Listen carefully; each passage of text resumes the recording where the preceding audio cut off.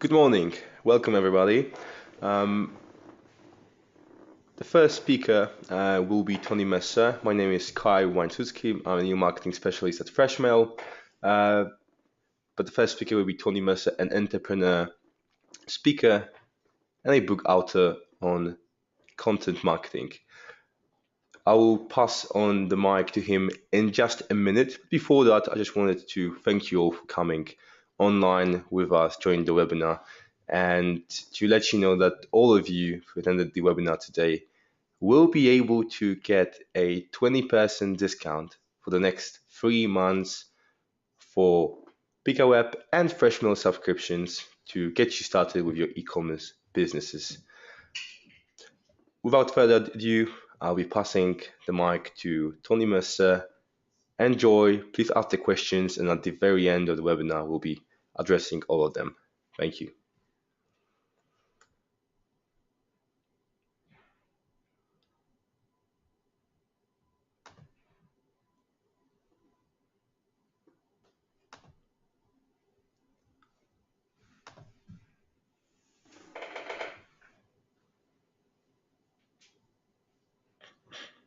Okay, hi, can everyone hear me then?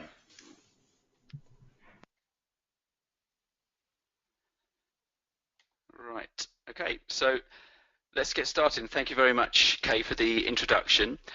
And thank you everybody for finding the time to watch and listen to our presentation this morning. And I'm very excited to be talking to you about something very close to my heart, something that I think is a really important subject. So a little bit about me. I'm the co-founder of the UK web hosting company PikaWeb. We were founded in 2000, so we've been in the industry for a long time. And I've also written a book for our clients, which gets 5-star Amazon reviews. And basically, it contains a 3-step strategy for business owners to use on their website. So if you want a free copy, we can give you a link for that at the end. Now, hosting is a very, very competitive market. In fact, it's one of the top pay-per-click markets in terms of the price per click. And we're up against some huge competitors. Now, if you run an e-commerce store, then you've probably got your own £900 gorillas muscling in on your market and sort of pushing out the smaller guys. And typically these companies, they're spending tens of thousands a month or more on pay-per-click advertising. And that's where content marketing, that's why it's so important to us, because it allows us to level the playing field, because it means we could be more nimble, we could be more quick-footed than some of the bigger companies. We don't have to have loads of strategy meetings and things like that. We can act quickly. And that's what I want to get across to you today, that you can carve out your niche, you can become a top player in your market if you apply these kind of approaches that I'll be explaining today. So the first question that you're probably asking is, well, does this stuff actually work? And you can see here the general trends, and it's pretty much exponential. Now, these figures are from SEMrush, which, if you're familiar with SEO, this is an SEO tool, and they're not exact figures. But it's a good proxy. The trend is correct. So I can quite safely say that this stuff definitely works. And what I'm going to be showing you today is how you can get these kind of results for your business. Now, I know that there's a lot said and written about content marketing these days, and I think this image probably sums it up best of all. And I'm going to be the first to admit that there's a lot of conflicting messages out there about content marketing. And when it comes to e-commerce in particular, I think we have to face the fact that it's never really been an easy task to get backlinks and that type of thing. Who really wants to link naturally to a product page? And I'm sure that if you're listening and you run an e-commerce website, you've probably come across this dilemma yourself. But this is where content marketing comes in. And the reason that I believe so much in content marketing is really because, especially in the last few years, all these different sort of Google updates, content marketing, it really is the sweet spot where all of these different disciplines converge. Things like SEO, blogging, link building, social media, and to some extent even paid search. So that's why I think content marketing is really important. And what I'm going to be sharing with you today is based on this diagram. Now, I've got a link for it at the end, and we'll share that with you. And I know that at first glance it looks overwhelming, and I'm going to be the first to admit that there are a lot of moving parts involved. But when you follow it through, you're going to see that it's a step-by-step logical process, and that's a really, really important point to bear in mind here. This is a proven system. This is predictable, and it's a step-by-step system, okay? But a word of warning, and I'm going to keep coming back to this throughout the presentation. Something very important, you need to have a bias towards action. You need to take action. There's going to be things like outreach, there's going to be things like creating content, and you can't afford to sit back and do loads and loads of planning. You've really got to take action and get stuck in. And as I say, that's something that I'm going to be coming back to throughout. So let's get stuck in. And the first logical starting point needs to be a buyer persona. Now, obviously, if that's quite easy to, you need to consider things like whether you're operating in a B2B or a B2C market. But initially, you need to cover things like gender, background, demographics, the obvious things. Their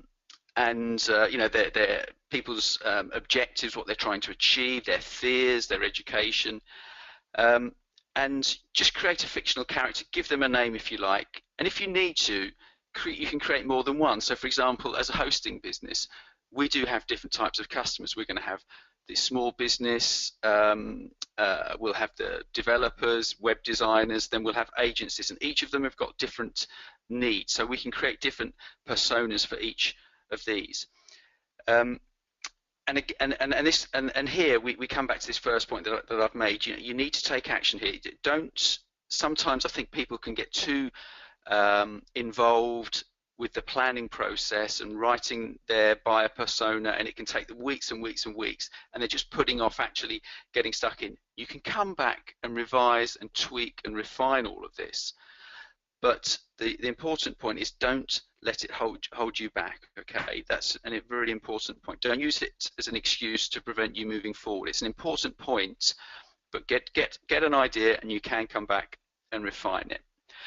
Then the next point is you need to think about your buyer's journey. We know who our buyer is, and if we think about it, people really are just going to jump in if you've got an e-commerce website and just make a purchase there and then on the spot. And they say it takes between 6 to 8 points of contact before they're going to commit. And obviously, email marketing is going to play a part in that, and Kai is going to cover that in the second part of the presentation.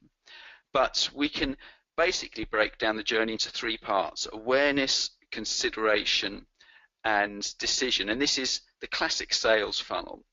And I think the point that I really want to get across is it's much easier to invite someone in to the wider end of the funnel than it is to kind of get them to get their credit card out and make a purchase straight away. And content marketing is what will allow you to get them into the wide part of the funnel, to take them on this journey and to build trust along the way, from first contact right through to the completed transaction. Again, don't over elaborate this unnecessarily, but just use it to guide you and get your thought processes about the type of content that you're going to create. Then you need to think once you've got your buyer journey, you need to start defining your content goals. And really there are 2 types of content that you're going to create, and they're pretty much going to be either content for authority, and within authority I'd say backlinks as well, because we're thinking about SEO and off-page optimization. So content for authority and backlinks, and then content for conversion. And there's no hard and fast rule here, and I'd say that you need a good mix of both types of content. because sometimes I think people can focus too much on traffic. And don't get me wrong, traffic is nice, that's wonderful, but if you're not converting traffic, then that's probably where you're going to get the fastest returns from your content marketing. If you're getting traffic but you're not getting the conversions, then maybe you need to focus on the conversion type of content. And I'm going to explain exactly which types of content you can create for that. And I'll give you some proven content frameworks to work with. But I just want to start on there. And what we're going to look at now is influencer and influencer outreach. Now, if you're not familiar with the idea of using influencers to promote your content, basically all we're doing is identifying people or businesses who share your ideal clients, and we're going to get them on board to help you with the heavy lifting of promoting your content, because they've already got an audience. So it's so what this is about is going out, identifying who your influencers are, developing mutually beneficial relationships with them, and getting their help to promote your content.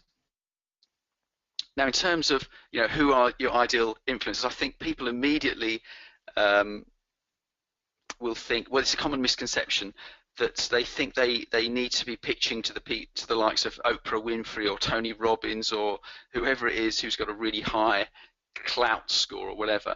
And don't let me stand in your way. If you can get on their radar, then great, fantastic, go for it.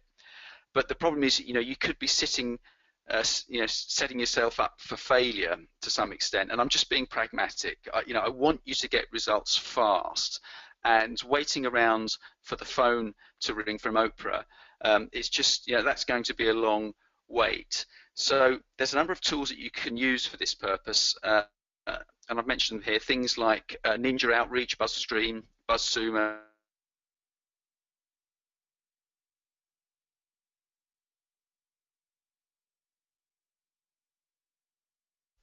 so you can find the one that most closely relates to your audience. So what are we looking for in an influencer? Well, first and foremost, they need to have a blog. Now, they could be a full-time blogger, or it could be that it's a business that has a blog. Tick a few things off. Is it cared for? Are they posting content on a regular basis? I mean, was their last post this week, or was it last year? So just tick a few things off, and just really to make sure that they actually care about their blog. Ideally, you want to try to find sites that have got a medium to high Moz domain authority, and you can use the Moz toolbar to find this out. And it's basically it's an exponential scale. It goes up to 100, where Facebook, Amazon, etc. are hundreds. But don't dismiss sites that maybe haven't got a really high DA, but try not to spend ages on sites that have got maybe a DA of less than 10 or less than 20, because there's plenty of other opportunities out there with higher domain authorities. In terms of social following, they need to have a social following, and ideally they need to have an engaged audience. If they're posting comments on their blog posts, for example, that's a really good sign. And finally, look out for the up-and-coming bloggers. People like Neil Patel and Brian Dean, they've arrived, but once upon a time they were the up-and-coming guys. So look out for these, because they're definitely out there if you look hard enough. So overall, all we're just looking for people who are on the same page as you, people who get all of this stuff, people who are looking to build relationships. And as I say, they're definitely out there, and they're just kind of waiting for you to get in contact. So you'll need to start engaging with them. First of all, just build a little spreadsheet of influencers. Just list them all down there, and it's going to look something like this. Now, you don't need to follow this slavishly, and sometimes you can get great results just by outreaching to people cold without warming them up. But if you do want to get on people's radar, follow them on social media, start promoting their content, liking it, tweeting it, whatever. Add their blog to a tool like Feedly, that's feedly.com, and that basically collects all of the latest blog posts that you subscribe to. It just delivers them all in one place, so you're going to get notified when they publish something.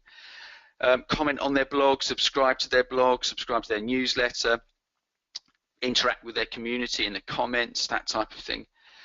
And there's a post that I'll share with you at the end, which is by Alex Turnbull at a company called Groove HQ. They've got a brilliant blog, and that shows you how he does his outreach. It's a really good post. But say you can just do it cold if they're not major players. So as long as you're genuine, as long as you're looking to develop a mutually beneficial relationships, you'll be absolutely fine. You're just trying to make friends. That's all. Just try to keep it simple. And I've also got another post that we'll share with you at the end by CoSchedule, and that's got some great outreach emails, how to pitch yourself to influencers. So there's some tried and tested methods there for you. So you're going to want to identify popular content in your niche, and we're looking for clues, we're looking for inspiration, because we don't want you to reinvent the wheel every time. You can see what's worked and you can adapt that for your needs, and tools like Ahrefs and Moz are going to help you find the most popular and most linked to content. And for now, just make a note of the standout content. And again, I've got another blog post from the Ahrefs blog, and that specifically covers e-commerce, SEO, and we'll include that for you in the notes. So let's start looking at the actual content that you're going to create, and I'm going to start with the content for authority and backlinks. And the first one, this is a favorite of mine, is ultimate or definitive guides. So we're looking at content that's 5,000 words plus. It could even up to 20,000 words. But this type of content, it clearly states that you're an expert in your field.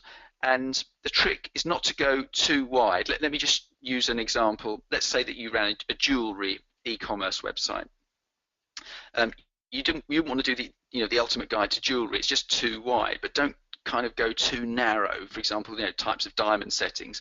So you need to find something in the middle, which could be, for example, the definitive guide to engagement rings. And I've actually seen a guy, he did some videos on this, and they're brilliant little videos.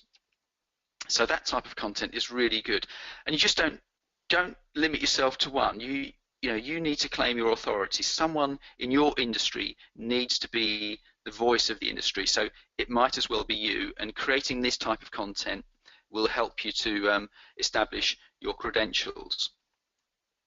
Next, we've got guest posting, and I know there's a lot of controversy around guest posting, but it's alive and well. As long as you choose your targets well, then it's a brilliant way to get in front of a new audience. And the trick is to look, as we said before, look for guest post opportunities for websites that are cared for and curated and have an audience. Okay, and when you're pitching to people, don't pitch your products, pitch your expertise. So use things like your definitive guides to get a foot in the door. Then we've got list-based content. This is a evergreen favorite. People just love lists. This is a great way to include other businesses and their products or services. So you don't need to be a great writer for this type of thing. Expert roundup. This is kind of like crowdsourcing your content, and the aim here is to get influencers to actually create the content. You just ask them a couple of questions and they'll answer it, and you pull it together. You know the type of thing, 50 experts give their view on local SEO or whatever it is. And this is one that you probably don't want to overdo it, because people will otherwise they'll think you're abusing your relationship with them. Awards, comparison content, that's another really good one, I think, where you're comparing stuff side by side, things like, we could say iPhone versus Android, and we've compared things like WordPress and Joomla on our blog, and the thing is that each one will have their own fan base, so you can get them involved too, and this is also a great conversion tool, because you're helping people to make decisions. So it's got a foot in the authority camp and a foot in conversion. And then finally, we've got infographics. Now, some infographics I'm sure you'll agree, can be fantastic, whilst others, they just look like a sort of jumble of facts and figures. And I think to really stand out when it comes to infographics, they need to enhance the data or make something easier to understand. So try to limit yourself to one key argument backed up by maybe 10 or 12 maximum points. So that's content for authority and backlinks. Let's start having a look at some conversion options for you now.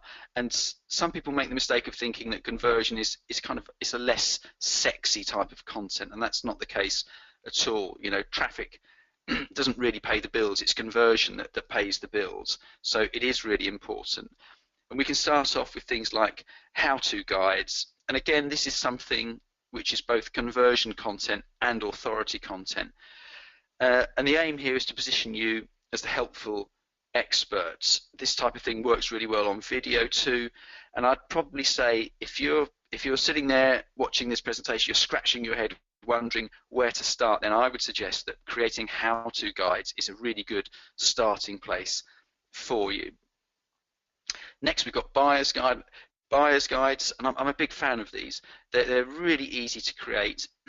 If you think about all of the sales chats you've had with prospective clients or sales emails you've sent out, you've effectively got all of this stuff written. It's sitting there on your hard drive, it's in your outbox, and you just need to repurpose it, pull it together. And people love it because they're busy and you're pulling everything together for them in one place to help them to make an informed decision. It also sets you in their minds as the benchmark against your competitors. Videos, definitely there. You can get conversion increases. I've seen of up to 80% when it comes to using video. And unboxing videos, it's a huge phenomenon, and if you're selling product, then unboxing videos is a great opportunity for you. Case studies, again, you're putting your customers spotlight, you're putting them in the center and showing that you can deliver what you say you can deliver. Case studies typically have got a storyline which is the before, during and after, and you've got a particular focus on the results that they've achieved using your products or services. Then finally, we're on to testimonial reviews and other sorts of user-generated content. I think that customers will describe things in a language that we may never use, and I mean that in a polite way. The way that they describe the way that they've received the service, it's just pure sold gold. And whenever you can, try to use their language to describe what you offer. Copywriters just can't match what customers say. And really, when it comes to this type of thing, you just need to get into the habit of asking for it. If you can automate it, maybe using your email marketing, then great. But just get into the habit of asking for reviews and asking for testimonials. If you can get video testimonials, I mean, that's just testimonial nirvana. Okay, you need to get yourself organized. So you're starting to get some ideas for content. Particularly if you're working in a team, you need to keep things organized. It could just be a spreadsheet on Google Docs, or you can use tools like CoSchedule. And in terms of planning, keep an eye on seasonal events. Give yourself enough time to create your content, especially if they involve graphics and outreach. Don't leave it, a week before Mother's Day or Halloween or whatever it is. Give yourself plenty of time, and that's where your calendar can help you, because these things do take time to pull together. When it comes to visuals, try not to think of these as being bolt-on at the end. Visuals are really, really important, and something like 60 to 70% of all social media posts these days are visual. So you've got plenty of options here: photos, infographics, data visualization, GIFs, slideshows, that type of thing. It's just to emphasize, your content must have a visual element to it. People are just bored of plain old text. But also there's a pragmatic side to it, and this is that people want to share attractive content, stuff that makes them look good and their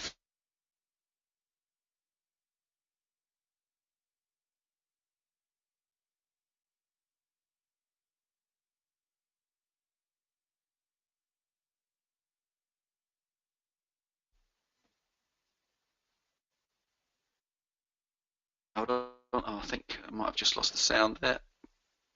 No, that's better. Okay. Yeah, there are places like 99 Designs or typical outsource websites like Upwork where you can get that kind of thing done for you. Obviously, building your list, we're going to be talking about that. Kay will be covering that later, but I just wanted to make sure that we cover that. I'm sure he'll do that in much more detail than I could. You need to make sure that you're optimizing your content, and this is a really important step. You know, you're excited about getting your content out there, getting it read, but it can get overlooked, so you need to pay attention to this. So, you know, in terms of a checklist, make sure you've got a attention-grabbing headline, you know, sort of X ways to achieve Y result, that type of thing. Headlines, they are very important. Make sure you've got a focus keyword for Google. Make sure you use these keywords, you know, so you've got them in the meta tags, the titles, the headings, the URL, all of the on-page stuff that's so important. Don't be frightened to link out to authority content as well, especially from your influencers, because you want to be able to give them the heads up once you've gone live. They'll start sharing it and hopefully linking back to it as well. And finally, don't forget to include those social buttons on there as well, and think about usability such as mobile friendliness and load speed. So in terms of promoting your content,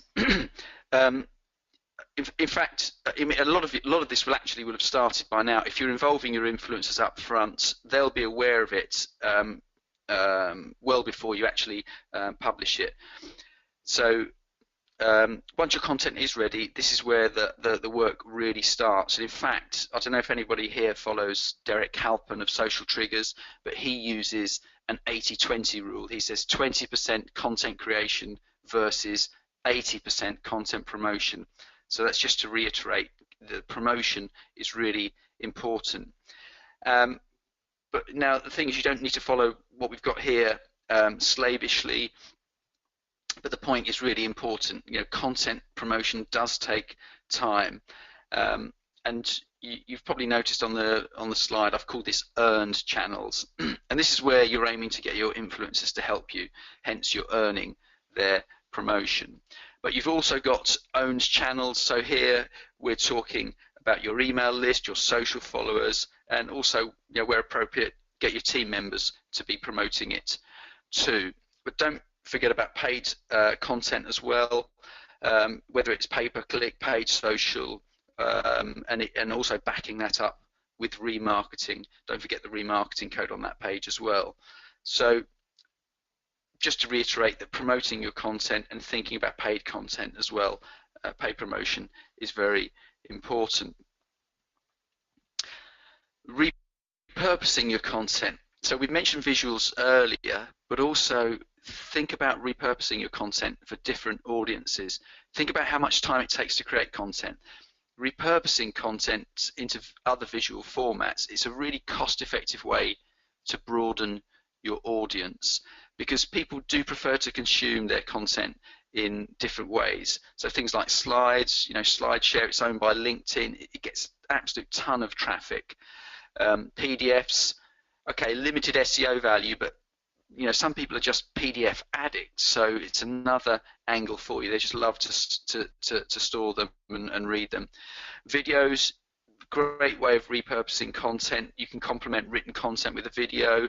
If you've done a definitive guide, you can create talking slides or whatever, or you could, you know, just do a sort of headshot type video. Webinars, like today, here I am, you know, talking my way through a piece of content. So you can do your own webinars or do joint ventures with other companies. And then don't forget audio content. Podcasts, you know, they are still really popular. Not everyone likes video or written content, and they're also really easy to record, you know, much easier than making videos.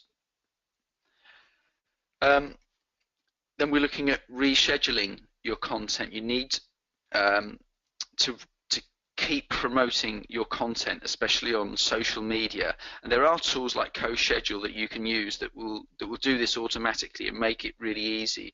You just enter it in, program out how far ahead into the future you want it to run, at what frequency, and you can just set it and forget it. So you could be promoting it, on the day you publish, a day after, 2 days after, a week after, next month, next quarter. And the point is, don't just think that promoting on the day is enough. You need to pick up plenty of social media action, way down the line. So let's just wrap up then before I finish. So we're starting off with our buyer persona and the buyer journey. And again, taking action is really important. Don't let this hold you back. Don't spend 2 weeks planning. I often see that. Get one written down, get them outlined, but start creating the content, start getting your ideas down, putting that calendar together. Think about who your influencers are. Think about how you can build relationships with them. Don't necessarily go for the sort of mega star superheroes. Look for the up and coming bloggers, the up and coming businesses, and build relationships with them. Think about your content goals. What's more important to you, content for authority or content for conversion? And I would encourage you to think of both equally. Look at popular types of content. Look at what content's working already. Look for ideas to inspire you. You can see what's working. There are tools out there that will tell you what gets the most action, what gets the most social media shares, what gets the most backlinks. And then use the proven content frameworks that I've shown you. This stuff works. This is what we do day in, day out, and this definitely works. Then think about planning ahead. Think about who's going to be involved, what responsibilities people have, what events are in the calendar. It could be industry events. They could just be festive events. Think about those ahead of time. Content visuals are very important. Don't think of them as a sort of bolt on at the end. Plan them and include them, build them in from the bake them in from the bottom up. Make sure that you're always building a list. As I say, Kai will be talking about that shortly.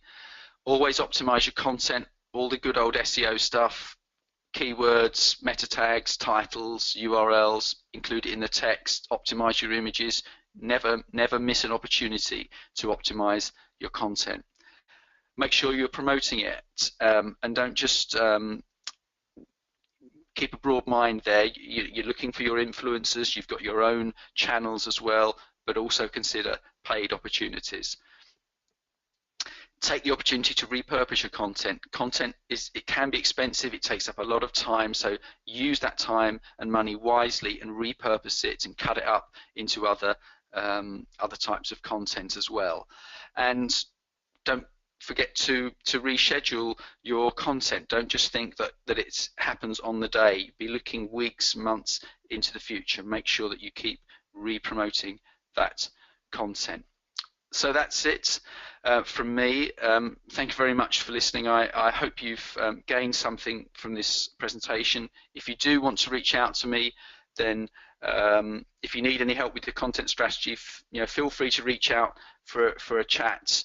I'm happy to just have an informal chat and give you a few ideas, run a sanity check on your content if that's all you need. But also it's a great way to meet new people, learn about their businesses and their products. So don't be shy. Just reach out on LinkedIn and we can have a chat. Okay. Well, thank you very much. That's all from me. I'm going to hand you back over to Kay now.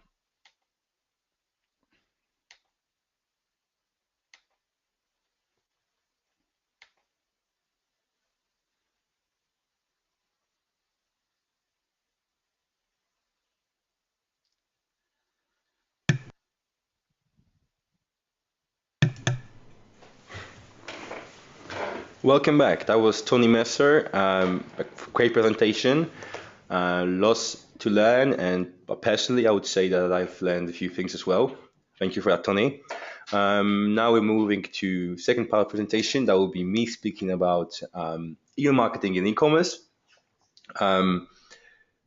So I'm an email marketing specialist. I help big and small businesses to improve their communications, automate as much as possible, and reduce the cost of overall email marketing strategy. Moving to the first slide, You're probably wondering, why is email marketing still a successful e-commerce tool in 2016? Well, email being quite an old way of communication, having over 30 years, you might think that it's already a thing of the past. And that is and that is quite a good observation that people make, that it is an old tool, but it doesn't mean that it's overdated. It's not outdated. In fact, the overall appeal to using email marketing for e-commerce is the fact that people prefer to be communicated by email, and email is actually more than powerful and ever before. Right now, we have over 50% of marketing budget holders increasing their email spend in 2016. And that is for a reason. That is because it generates one of the highest returns on investments. For every euro spent, 30 returns in profits.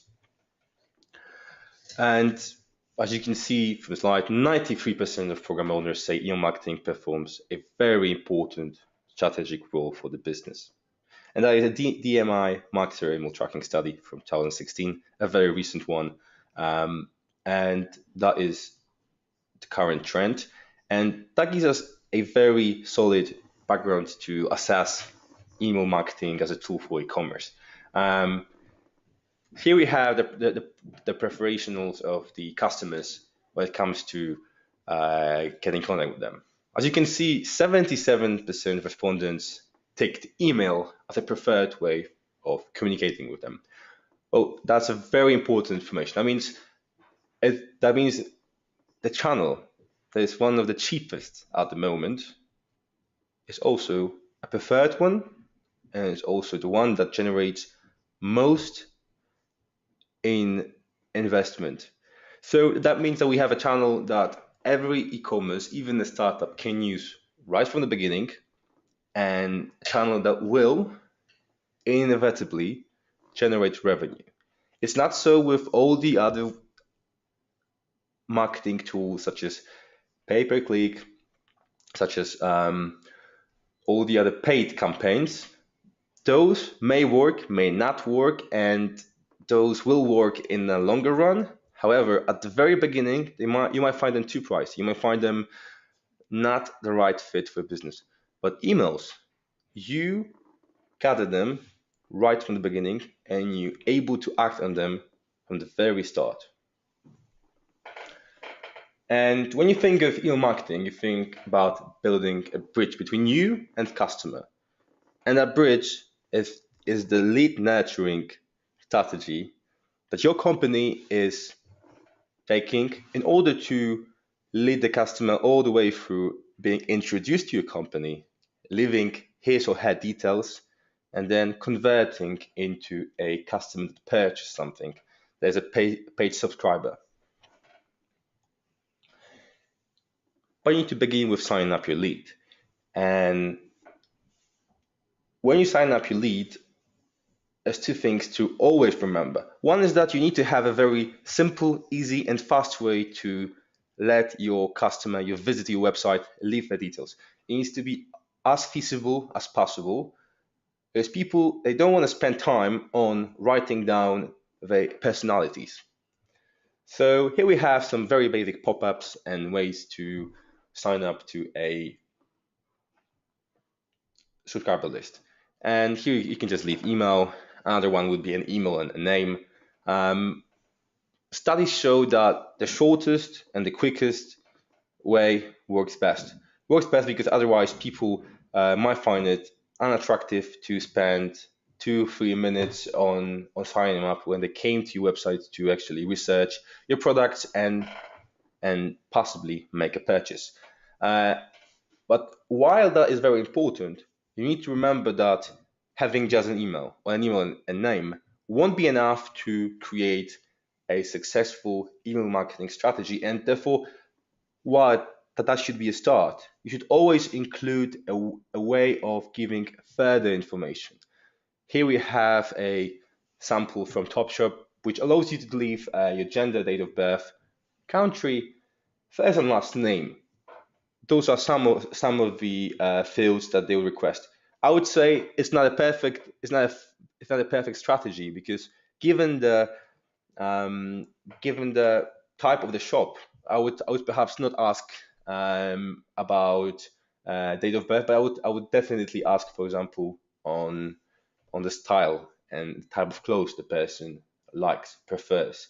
And then by allowing your customer, after initially giving just a name and email, and encouraging them to do that by, for example, giving them 5% discount if they fill up this sign up form till the end, you're getting all the information that you will need in the next steps of planning your strategy. And you might think, well, that's personalization, automation, email marketing strategy, that's advanced stuff. And I'm a startup. Maybe I'm on the market for a year. I don't want to get into it. It's too soon. The problem is it's not true. It's not true because email marketing is useful and successful from the very beginning you start your business. The very moment that you've created your pop-up, that you've created your sign-up form, that you've created your landing pages where you can leave your details, is the moment where you need to have some kind of strategy, some kind of client segmentation in place. And that will allow you in the further steps to first of all communicate with them in a way that will be attractive to the customer, and that will allow you to retain the customer in your database, and him not marking your emails as spam, as not opening them because they've already had enough of boring and general content, not personalized to their needs and interests. So this is a basic triangle of what you're doing in your marketing. You're acquiring leads, sending emails, you hoping for email opens and clicks through, and achieving the goal of purchasing your product. And that's a very, very simplistic way to put it down, because in fact, the theory doesn't match up with the practice. So when you're gathering your email address, that is a very important process, because ways and places that you gather your email are tremendously important to the way that you will interact with your customer. Some people think that gathering as many email addresses is enough, and having a large database is enough to be successful. Studies prove it's not so. First of all, if you gather your emails in a promotion, in a specific event that is not directly related to your product, what might happen in the end is that customer will not recognize your brand, will not await any emails from you. And in fact, what will happen is that this potential customer will, from the very beginning, mark your communication as spam, will be put off, and you'll just spend money on sending your emails and damage your domain reputation. So in fact, you'll be wasting your resources and energy on communicating with people who have not shown any interest in your product, and who in fact might be not interested in it at all. That's why it's very important to try to attract only the contacts that you're more or less certain that are interested in your product, in your company, and in your services. And that's why you need to gather your emails, your contacts, your records in an environment that is similar to your services. And you can do it, as already Tony Messer very well put it down. You can have those sign up forms on fashion blogs. You can have them on specific events. But all those events and all of those actions you will be taking to gather emails need to be directly related to your products, to a specific culture or company, so that in the very end, when you will be sending those emails, you can at least hope that the record database you've gathered is a fit to your product. And then it's time to welcome them. Once they sign up, you need to welcome them. And there's many ways to welcome them. You can have a shock strategy. You can have a nice discount strategy. But what's most important is to don't give them an initial reaction that the only reason that they sign up is for them to push them to sales. I mean, you need to give them call to action in every email, but they need to also feel that they are looked after, and then that they're being sent emails that fit their interests and needs. And for example, what works very well recently is sending a welcome email that is slightly personalized. And that means if a person ticked a box that is interested in sneakers, for example, then you're sending them a welcome email that has something to do with what the person marked that is interested with.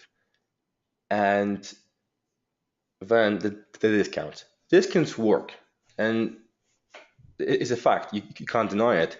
Discounts always work. Freebies work, and we always need to we always need to use them as a additional bite. However, the problem is that customers are getting more and more reliant. And what happens now, you have customers who understand the way e-commerce work just through experience of buying product, and they end up waiting. They end up being reliant on your strategy and then kind of react with it in a way that they don't want to purchase the product as they are, but they are certain that there are ways to get you to give them discounts and give them freebies, and we don't want that. So begin with, to attract a client, we need to engage with him, we need to capture his attention, and then we need to convert him.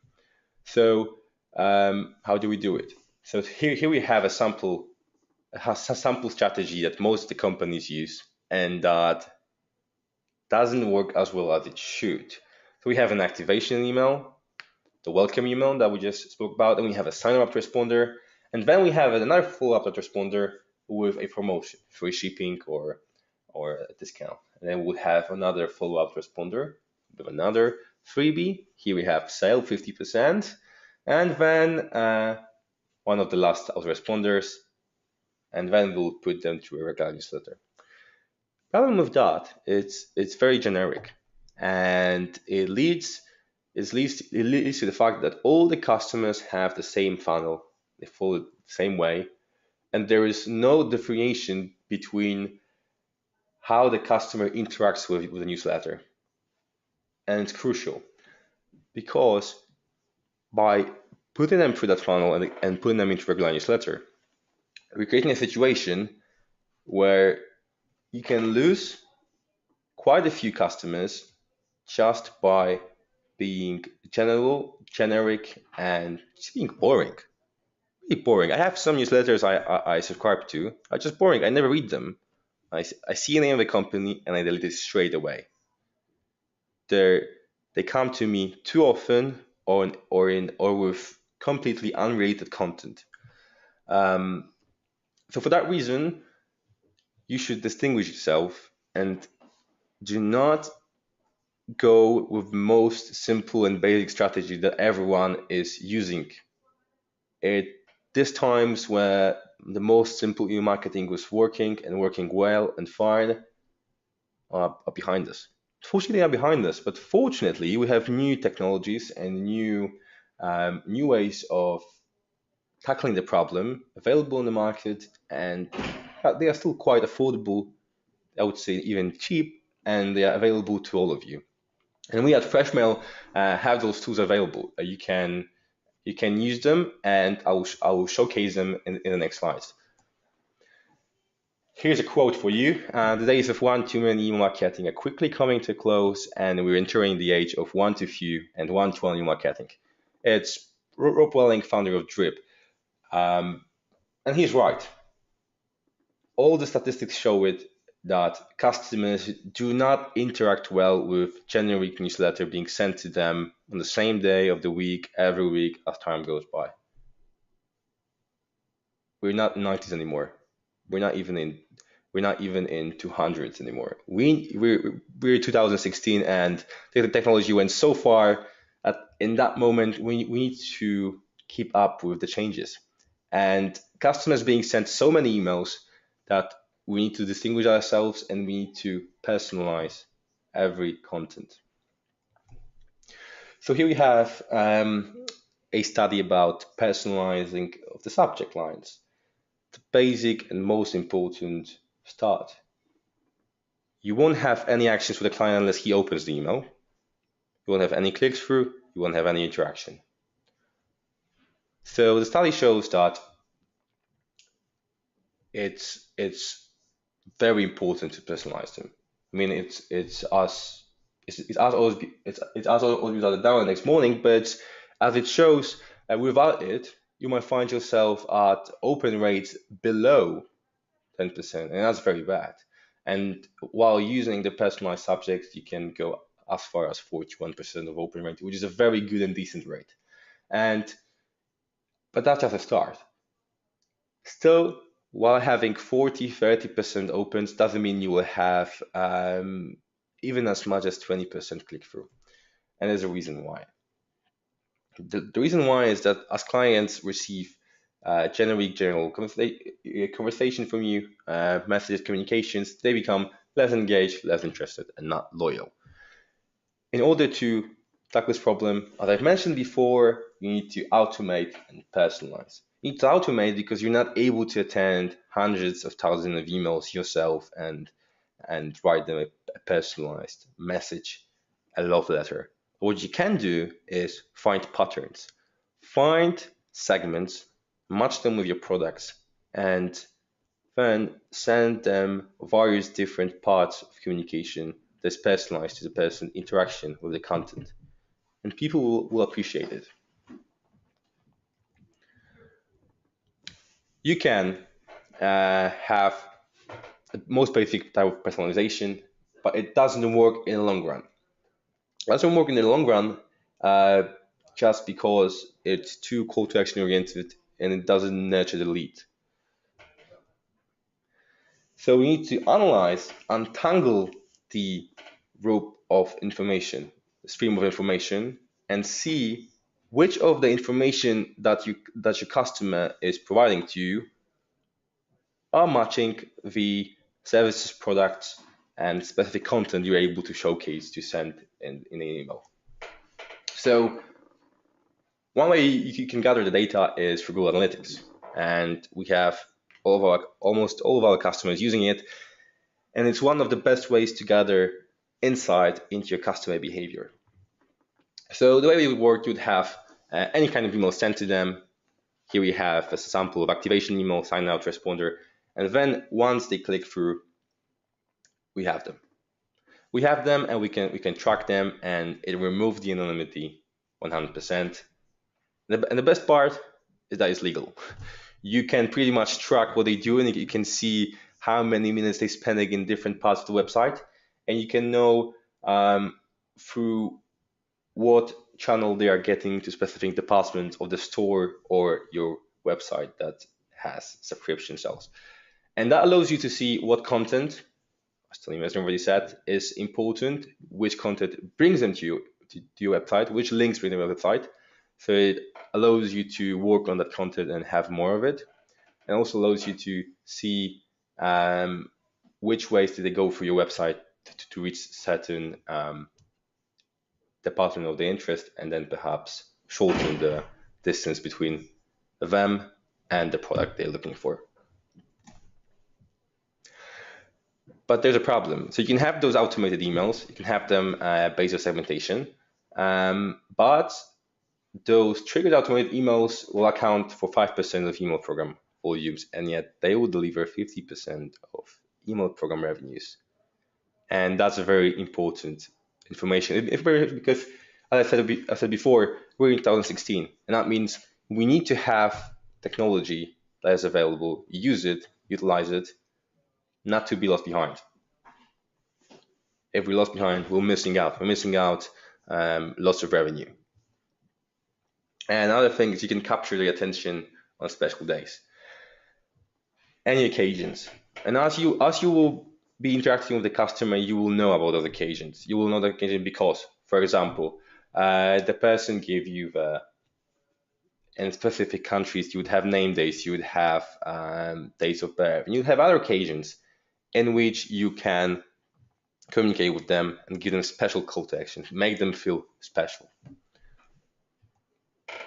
You can have, here is an example from a newsletter created by one of our clients from I believe Poland, and the customer specifically targeted clients in a specific location,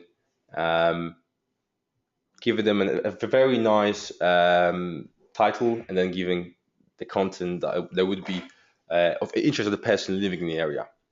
They were selling rollerblades, and they did in this showcase that they can match the client's interest based on the geolocation.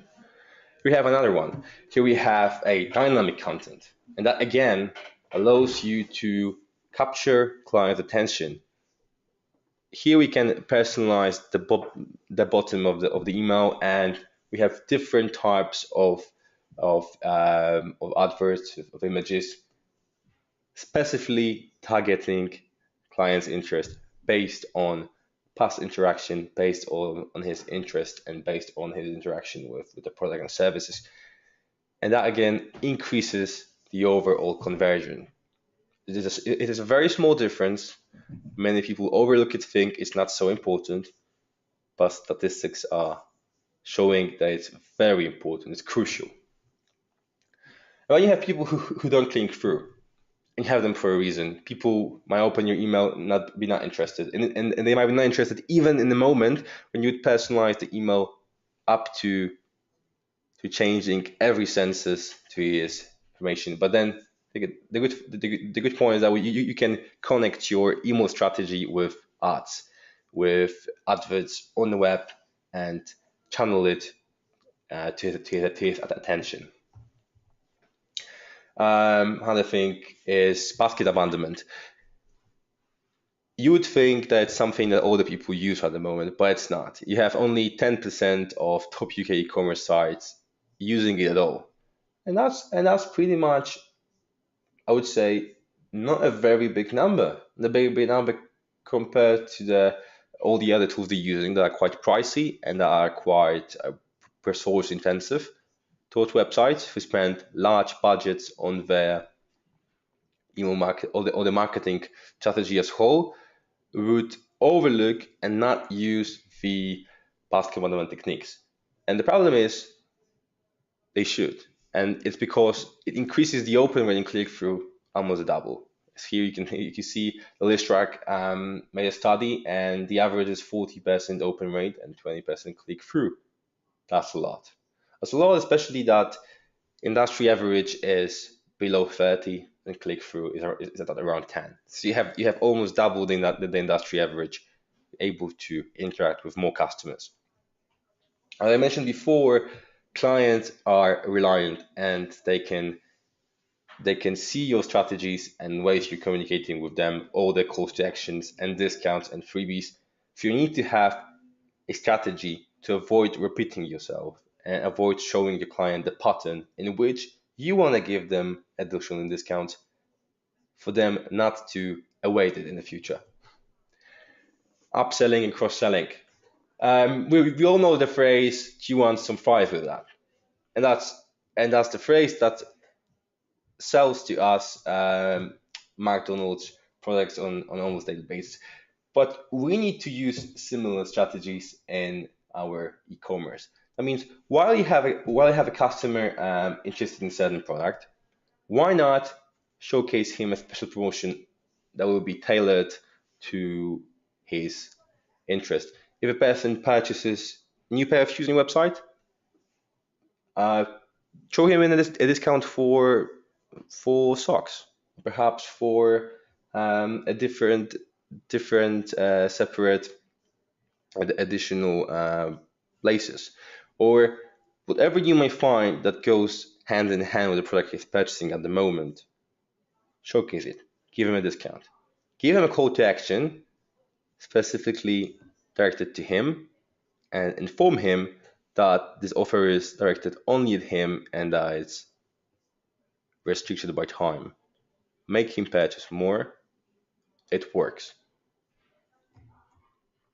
Here we have geo-tagging. We had an example before from a polygraph. Here we have from an English one, Alan Edmonds. According to study conducted by Moorlink, this case study shows that they were able to harness weather-related content and increase the sales by 300%. That's a huge difference. Huge difference, especially given the fact they haven't done too much. The data they were using to send this campaign was already in the system. The effort is not there. You just need to find those pieces of information that are important and might be important to your customer.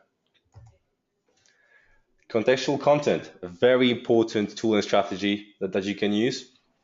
It allows you to engage with a client who missed the offer, and it's timed.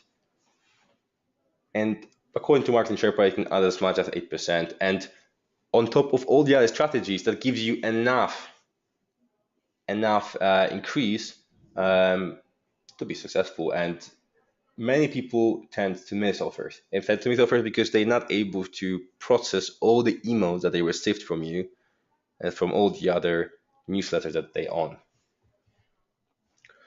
Another thing is personalizing content to geolocation, but based on different products offered to different locations. And here we have something that might not be feasible for every company, but it's an example that can be customized according to what service you're providing. And here we have t-shirts and shoes. I'm matching different theme colors in different areas. It increased 80% click-through. So as you can see, the small differences that won't put much effort into changing your overall email marketing strategy can give you a lot in the actual data, in the actual interaction with the client. And it will, in the long run, increase your sales, and it will, in the long run, make you a successful entrepreneur in e-commerce. And wrapping it up, I would say the most important thing in marketing at the moment are to deliver the right content that is of interest and of overall need of the client. Give them relevant calls to actions. Communicate to him specific discounts and freebies that are directly connected to what the person needs and what the person is interested in. And finally, do it at the right time.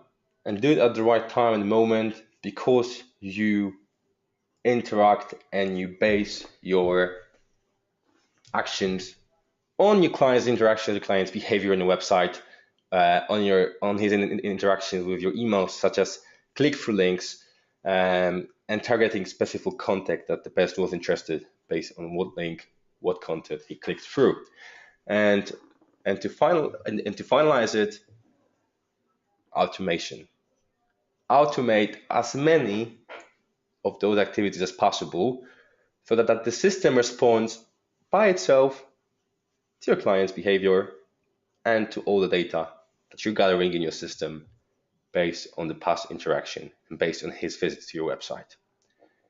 Then next thing will be personalize. Personalize based on this data I've just mentioned. And using that, it again allows you to make your customer feel welcomed and make those conversion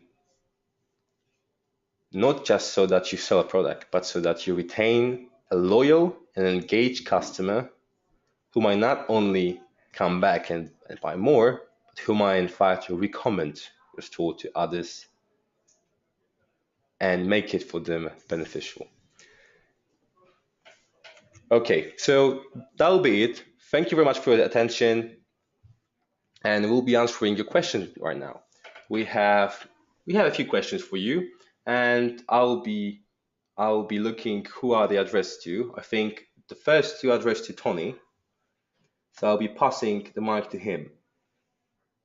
Okay, so the first question we have is, could we have an example of what you mean by how-to guide?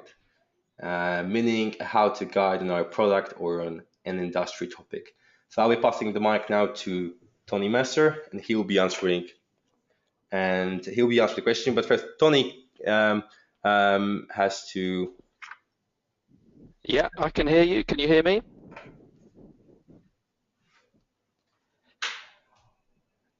Hi, does that sound okay?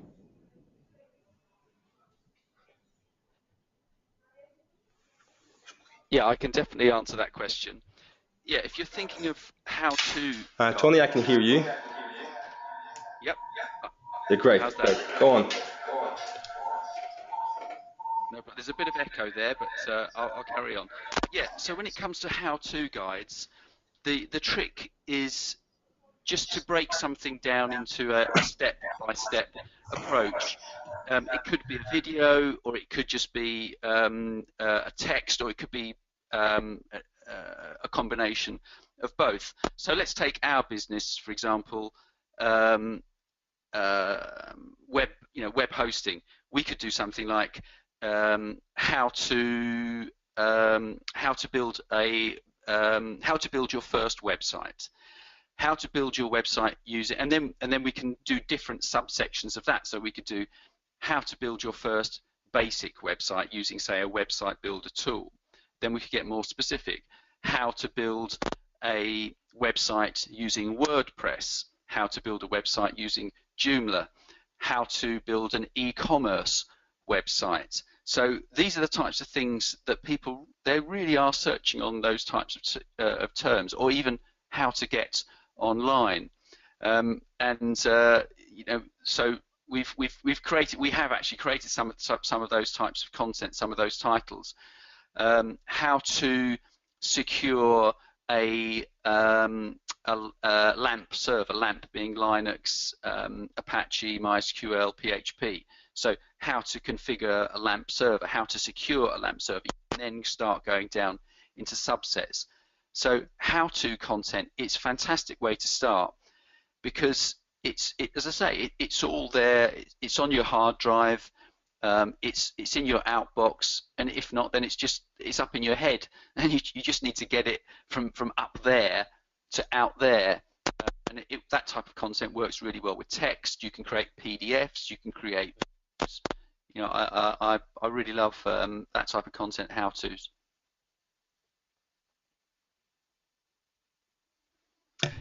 Just thinking about it, for Kay, let's say Kay's business there, how to set up your first email marketing campaign, how to personalize email, how to automate email marketing, those types of things. So they're really good ways to get people in, as I say, at that wide end of the funnel.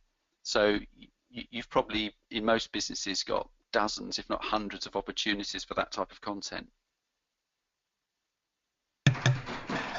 Thank you, Tony. We have one more question we'll answer, and all the others will be answered in an email following that later today. But if you could quickly address another question, and that is, do you have an estimate on how much should the business spend for a start on paid social promotion?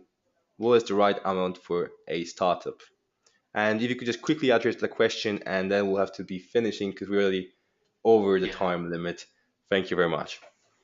Okay, yeah. I mean, if you're starting up, if you're quite a young business, costs. You've got to watch your costs, and you obviously need to be careful where you're spending your money. It's difficult to give an exact answer to that, because you don't want to spread yourself too thinly. You can probably guess from my presentation that I'm a firm advocate, a firm believer in content marketing, and I think that's where you should be spending your money, is creating great content. I can't give an exact answer on that, as I say, because you've probably got so many conflicting demands on your budget. So my advice would be to double down on the actual, creating the content, and probably outreach, using tools like Ninja Outreach. These are brilliant tools. Investing your money on that side of things, because your content is going to give you a long-term results for your business. That's the beauty of it. Whereas paid search, it's a bit of a sugar rush. Switch it on, great, you're going to get traffic. Switch it off, it stops. I prefer the long run, and the types of content I'm creating is evergreen content. It's going to give me results in the long term. I'm sorry if I haven't answered your question exactly, but I'm just trying to give you as much honest advice as I can.